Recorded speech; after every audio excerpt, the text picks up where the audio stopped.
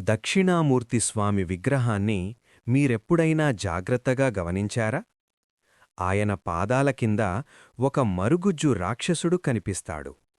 ఆ రాక్షసుడి పేరు అపస్మార.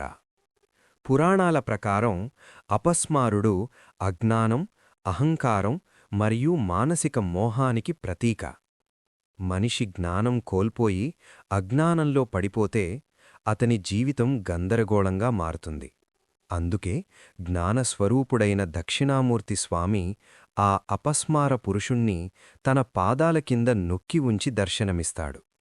దీనికి అర్థమేమిటంటే, నిజమైన జ్ఞానం వచ్చేసరికి అజ్ఞానం తలదించుకుంటుంది.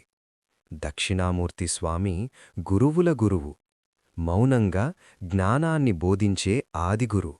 అందుకే ఆయనను ధ్యానించేవారు అజ్ఞానం నుండి బయటపడి జ్ఞానం వైపు ప్రయాణం ప్రారంభిస్తారు. ఓం నమో భగవతే దక్షిణామూర్తయే నమః.